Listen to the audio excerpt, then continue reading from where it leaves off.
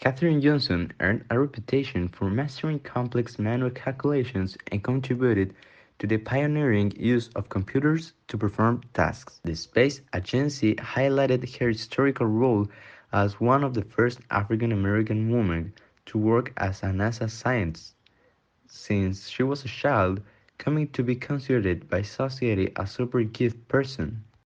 She was born on August 26th of 1918 in White Sulphur Springs, United States, and passed away on February 24th of 2020 at the age of 101 years.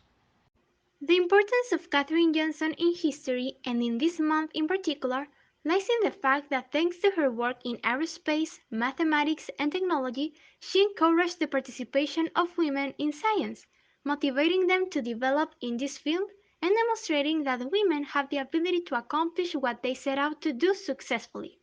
In addition, as an African American woman, her efforts and dedication raised awareness about racism in the USA and marked a major step for African Americans to achieve great opportunities. Well, without saying anything else, let's begin with the comic. Catherine was a very intelligent girl with a great future despite the racial exclusion that existed. Her teachers loved her very much and gave her special attention. I must admit that you're a person with extraordinary qualities. I hope I can be a very successful woman. Catherine was so smart she graduated from high school at 14 and graduated from college at 15. Great! I was finally able to graduate at 14 from my high school. You must be impressed. That means I will graduate from university at 18. I think I could help launch the first use of digital electronic computers at NASA. As has been known, Catherine was given special attention for being so intelligent, and at the university, her teachers gave some math classes especially for her, where she reinforced what she learned. Hi, I'd like to introduce myself. I am Professor Cecilin Clater, and I'm the third African American to earn a PhD in the United States. You are an excellent student. You are great at math. I think I will assign you other math classes especially for you and make you achieve great things. In 1939, after marrying her first husband, James Goebel, she left teaching and enrolled in a graduate program in mathematics. She dropped out a year later when she became pregnant and wanted to devote herself to her family. I now pronounce you husband and wife. You may kiss the bride.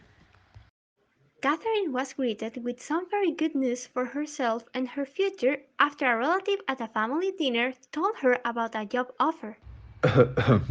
Listen, Kat, I heard that NASA is hiring women of color and white women. You should apply for the job. I know you will do well. Yes, do it, Mom! Oh my god, it will be perfect. In 1963, she was admitted and assigned to the West Area Computer Section, which was supervised by mathematician Dorothy Vaughan. How are you doing, Catherine? All in order, Miss Vaughan. I have finished analyzing the data from the plane's black box. First, there was a clear label imbalance between men and women, the former being more predominant.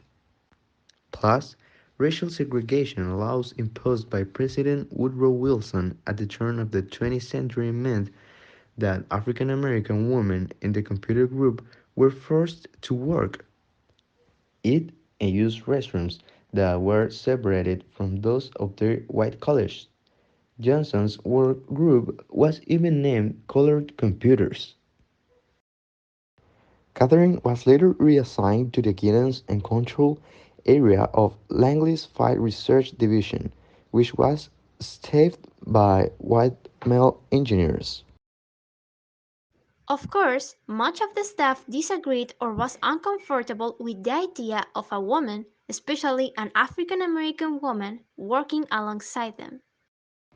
I can't believe a woman is allowed into the meeting, sir.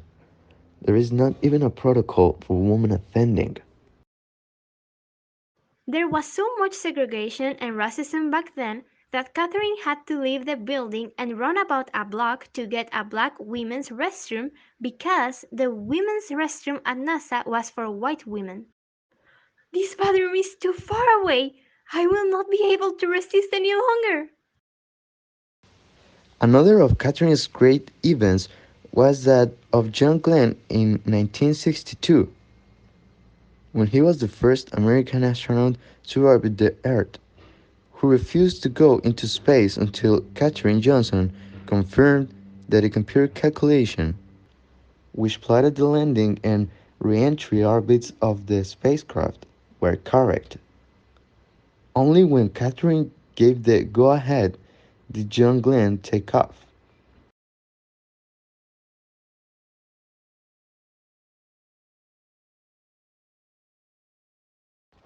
In 1962, computers began to be used to calculate the orbital trajectories, which were programmed by Katherine Johnson and her team. It was still so new that no one trusted the machines because of John Glenn's passage claiming to validate the calculation of his flight. And these computers will help us calculate the orbital trajectories faster and very efficiently. Catherine later had her greatest contribution to NASA in 1969, which was her work on the Apollo 11 mission, the first to land a human being on the moon. On this project, she calculated the precise moment when the probe should leave the lunar surface so that it would reach the moon just in time to hook up to the service model. We made it! Thanks to you, Catherine. In recognition of her work, Katherine Johnson received in 2015 the Presidential Medal of Freedom from President Barack Obama. Later, thanks to her great involvement in science, was opened Katherine G. Johnson Computational Research Facility on September 22, 2017. And finally, West Virginia State University dedicated a scholarship and unveiled a statue on Saturday, August 25, 2018, in honor of the NASA mathematician and Presidential Medal of Freedom. Katherine Johnson played a critical role in many of NASA's most important milestones, and she refused to be limited by society's expectations of her gender and race.